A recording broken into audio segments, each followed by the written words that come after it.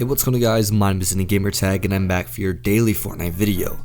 In today's video I'm going to be sharing with you guys the best settings for controller Fortnite. Now if you guys are going to enjoy the video or find it helpful, a like would be very much appreciated. On the contrary, if you genuinely dislike today's video, then feel free to leave a dislike. And if you're new around here and would like to see more daily Fortnite content like this in the future, then feel free to subscribe and turn on those post notifications. Without the way, let's get right into the video. So again, I mentioned I'm going to be sharing with you guys the best settings for controller Fortnite. So whether you're playing on Xbox One, PS4, Nintendo Switch, or if you're simply using a controller on PC, this video will be pertaining to you. Now, if you're new to my channel and have yet to see these videos, essentially what this is I make these videos weekly on my channel, sharing with you guys the settings that I use, plus any changes I've made over the week. I do this in case some of you guys like to replicate my settings, and also share with you guys in case you don't want to do that, how you can optimize your own settings and make them perfect for you. So with that being said, let's just go ahead and hop right into the settings. So first of all, my X and Y sensitivity. These are both set at a 7.25, and last week I think they're at a 0.718, so they've increased very slightly. And basically I like to keep it around here. This is honestly my sweet spot for these settings alone. Obviously if I don't play too often and I hop on and they're like this, it seems a little too high and out of control, so I'll typically lower it. So for the past couple of weeks they were at like a 0.618 or 0.62, so I've now raised them to like a 0.725, and I intend on keeping it here, at least trying to, for as long as I possibly can. Now these two settings, X and Y sensitivity, refers to free aim, and what this means is when you're looking around. So let's say if a pickaxe out or you're not taking shots at anyone, you're simply moving and looking around, this is what it'll affect. It'll also affect shotgun accuracy as well as SMG accuracy, and the reason these are the only two that are mainly affected by this is because those are the only two weapon categories that you're not constantly aimed down sights while you're taking shots at someone. So for instance, when you're in a close range battle with using like a shotgun or an SMG, about 50% of the time you're not aiming down your sights to take shots, you usually hip fire while you're doing so. So the X and Y sensitivity again refers to free aim as well as shotgun and SMG accuracy, which pretty much are, in my opinion, one of the most important and critical accuracies to have down. So again, I have mine at a 0.725 and I intend keeping it around this area, 0.7 to 0.8, for as long as I can. Now moving on to the controller targeting sensitivity. This is one I don't intend on changing for honestly ever, at least as of right now. I haven't changed it for maybe 3 to 4 months, and as always mine is at a 0.300, and this has just been perfect for me ever since I've been using it. I used to have it a lot higher at like a 0.5 I think, or like a 0.6, and although I felt like I did pretty well with it and at the time it felt comfortable, there's about a game where I decided I was just going to lower it to see how I could do with it. I lowered it to like a 0.330 and my accuracy overall was just so much better. Everything felt slower and more in control, and then I recently just lowered it down a little bit to a 0.300, and again, I don't intend on changing this any means at all for the longest amount of time. This has done me very well justice. I also know a lot of people like to have theirs higher. Now this isn't like the actual average for most players, so a lot of you guys probably have yours at like a 0.5 or a 0.6, and I honestly can't say I can agree with that, because honestly, although yes it does seem fast when you're aimed down your sights and you're taking shots at someone, it does decrease your accuracy more times than not, and it just seems like it's usually out of control feeling. So what I do recommend for you guys to have it higher than a 0.300, to lower it just maybe 1 decimal place. So if you have it at like a 0.5, then lower it to a 0.4. If you have it at like a 0.6, then lower it to a 0.5, and you guys can see where I'm going with this. The reason I recommend doing this is because, again, like I mentioned, when I had mine that high, it felt comfortable and I didn't really think I needed to improve it at all. So I'm sure a lot of you guys do feel content with your personal setting for whatever it is for controller targeting sensitivity. So again, I recommend you lower it and just see how well it goes for you. Chances are your accuracy will in fact increase and you feel like you have more control when you're taking shots at someone. And this setting alone refers to ADS, meaning aim down sights. So the weapons you'll typically aim down sights with is pretty much every single time you use an AR, and then a lot of times when you use a SMG, and even sometimes a shotgun. So those are the 3 weapons that you'll have aim down sights on. And of course, those are the 3 most used weapons, especially in AR. So definitely try to find a perfect sweet spot for this sensitivity setting alone is very important, just like the previous one. Now we're going to move on to one that's not as important, but still kind of helpful if we do obviously perfect it, and this is going to be the controller scope sensitivity. I have mine at a 0.567, and once again, like the previous setting, I'm aware that this is actually probably lower than the average player keeps theirs at. I used to have mine at around a 0.8 or even higher, and once again I felt comfortable with it and I felt like I was content with it. However, I just decided I was going to lower it to see how it goes for me, and I found that my accuracy overall with snipers has increased a lot. Now again, scope sensitivity is only going to refer to scoped weapons, so it's going to be a sniper rifles, and that's also going to be the scoped ARs. Those are the only 2 weapons as of right now that I've scoped on them. And obviously we don't use these weapons too often, maybe once or twice a game at most. So it's definitely not one that's as critical or crucial to the previous sensitivity settings, but still it doesn't hurt us at all to try to fix it or improve it. So again, mine's at a 0.567, I really like it here. It's definitely not too fast to the point that I'm over aiming, which is what it used to do when I had it higher, and it's by no means too low to the point I'm unable to keep up with people. So it's definitely like a perfect medium between both of those, where I have perfect control over it, and I'm just so used to it as of right now, and I don't intend on changing it. So again, my X and Y sensitivity is at a 0.725 right now, then my controller target sensitivity is at a 0.300, and then my controller scope sensitivity is at a 0.567. Now moving on to probably the two most popular sensitivities that everyone wants to know about, this is going to be building and editing sensitivity. So first of all, my building sensitivity is set to a 1.975. And I know for my previous videos, if you're an active viewer on my channel, you've seen that I had mine at a 1.95 for the longest time, and I constantly talked about how I was probably going to raise it the next week, and I continuously said this over and over again, and finally this is the week that I actually made the change and have increased it from a 1.950 to a 1.975. So I moved it probably like a quarter of a decimal place. However, I'm almost near the max, so making these drastic changes really isn't necessary. So I'm aware that this sensitivity is a lot higher than most people's, and this sensitivity again is one of the most popular ones, and probably one of the ones you guys want to know about the most, because most people want to have it as high as they can. People who aren't that great at Fortnite or aren't that great at building will try to raise it to like a 2.000 or about to what I have it at, and they'll try to build, and it's just completely out of control. And the reason they do this is because they think it makes it look like they're building faster, which in reality is not even the case at all. So if you want to raise it, here's what I can tell you, because I used to have mine at a 1.1 or like a 1.3, and I've now raised it all the way almost to a max. So let's say you have your building sensitivity at a 1.3 right now. Once you're very comfortable with this sensitivity setting, then raise it up half a decimal place. And then once you're comfortable with that setting, raise it up half a decimal place and continuously do that. So if you had a 1.3 and you're very comfortable with it, then raise it to a 1.35.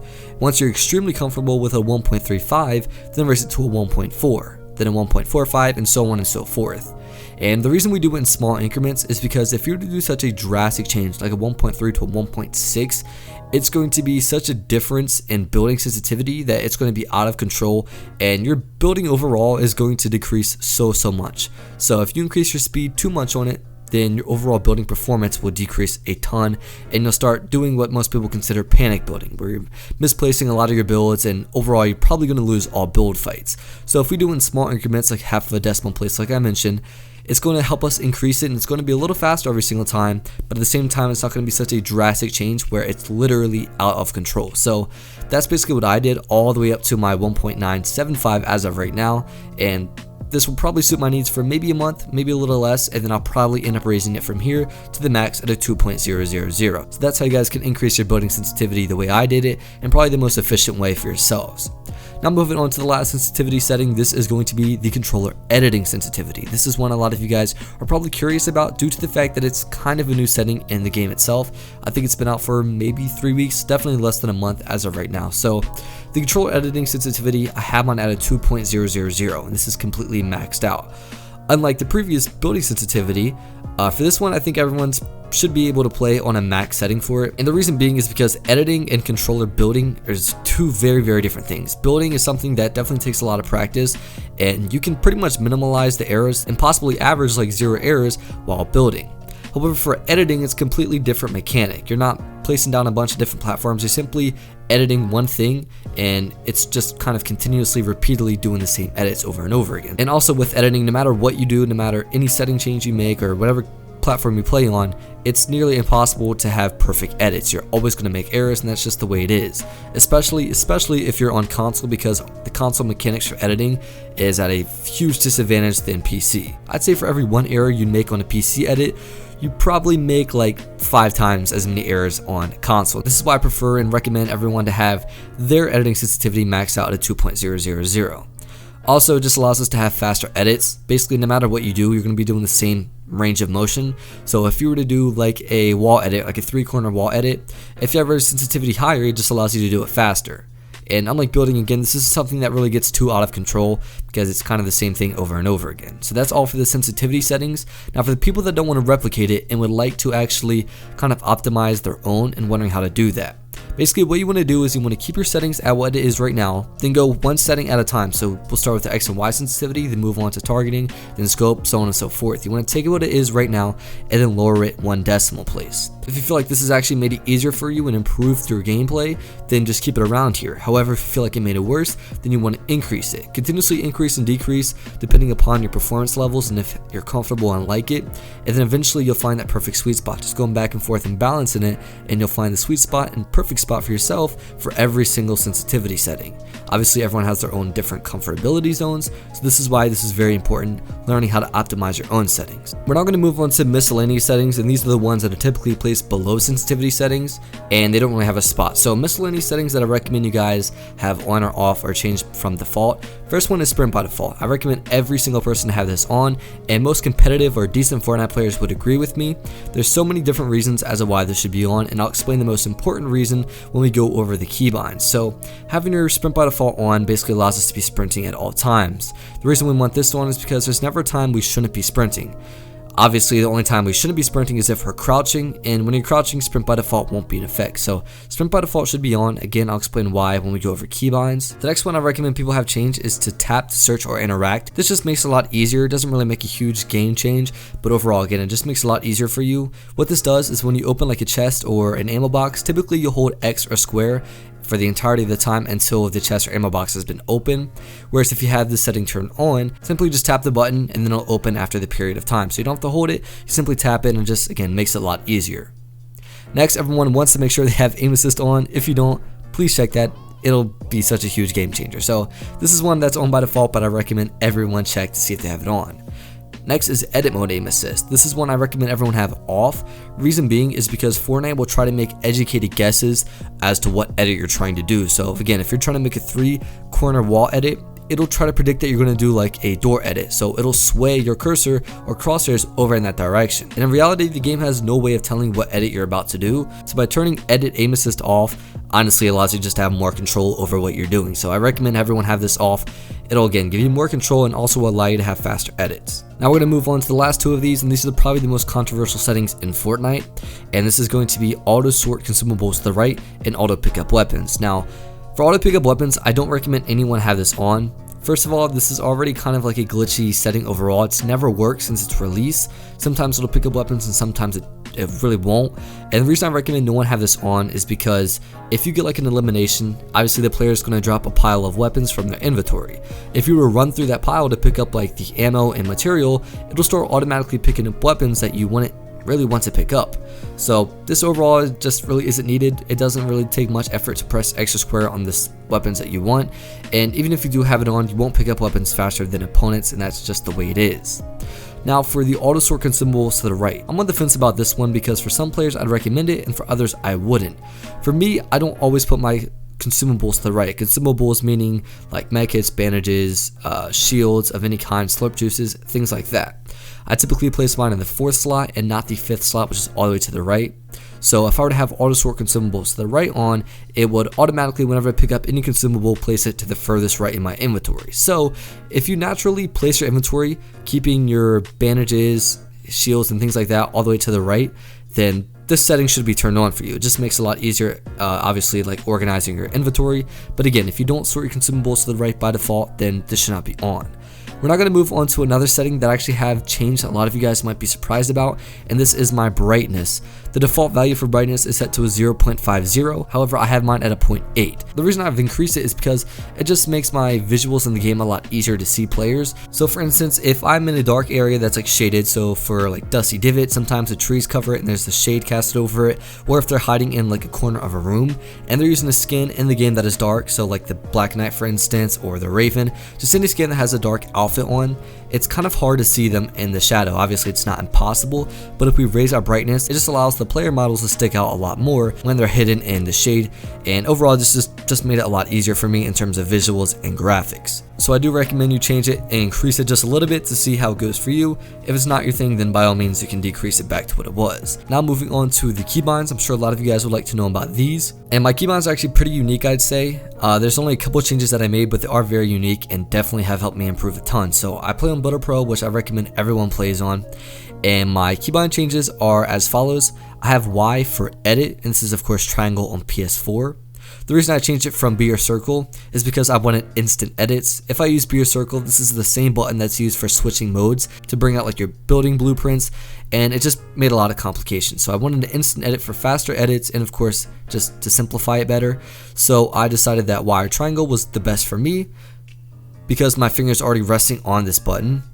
And then of course that's already the button for toggle and pickaxe, so I now need to find a replacement. So I set this for L3, which is also clicking in your left analog stick, which we all know this is what is defaulted for sprinting. So this is another reason why sprint by default should be on, is because it clears up an entire button for us to use for keybind. So again, Y or triangle for editing, and then L3, which is clicking in your left analog stick, for toggle and pickaxe. And then the last change that I made to my keybinds, this is very, very important. I made this last week and it's probably one of the biggest things I've done and probably one of the most important and best things I've done in terms of changes for keybinds in Fortnite, is my confirm button is set to left trigger, which is going to be L2 for PS4 of course. And the reason I did this is because basically it just allows me to make an edit and confirm it a lot faster due to the fact that I'm not using the same finger, which I used to do, and also it's placed on different hands overall. So not only is it on different fingers for my edit and confirm, it's also on different hands, so I have almost instant edits as of right now, and this definitely just increased my speed overall. So that's all my keybind settings. Y for edit, L3 for toggle pickaxe, and then left trigger or L2 for confirming edits. And I really recommend you guys try this out yourself. Now moving on to the final settings of today's video, and this is going to be dead zone settings. This is such a gray area in Fortnite. Not a lot of people know exactly what this does. So what I recommend people do if they really aren't sure as of what this setting does, is to lower the values for both dead zone settings all the way and hop into a game, and you'll see basically just what this kind of controls. So just to give you a blanket statement, this basically means the zone in which your analog sticks take effect. So that's basically the most generalized statement I can make about it to kind of explain it. Now, basically this is a setting I don't recommend people change too much. I believe the default values for both is at 0.20 for left analog stick and right analog stick. And my settings are as follows. My left analog stick is a 0.20 and my right analog stick is a 0.27. So you guys can see the changes I made are very subtle. And the reason I have them like this is because I made this the first day the dead zones came out, and I just felt like it really didn't change much. However, I just feel like I'm comfortable with these settings alone. So again, dead zone settings, I wouldn't recommend changing them really much at all, or if you like to replicate mine, you can do so as well. So that's all of the settings in today's video I wanted to go over. We went over sensitivity settings for X and Y, targeting, scope, as well as building and editing. We then went over miscellaneous settings, what I recommend you guys have changed from the default. We even went over brightness settings and why I have mine increased. Then lastly talked about keybinds and then moved over to dead zones. So if you guys enjoyed today's video or found it helpful, a like would be very much appreciated. On the contrary, of course, if you disliked today's video, then by all means feel free to leave a dislike. Also, if you're new around here and would like to see more daily Fortnite content like this in the future, then feel free to subscribe as well as turning on those post notifications. My name is EndingGamertag. Thank you all for watching today's video, and I'll see you tomorrow. Adios.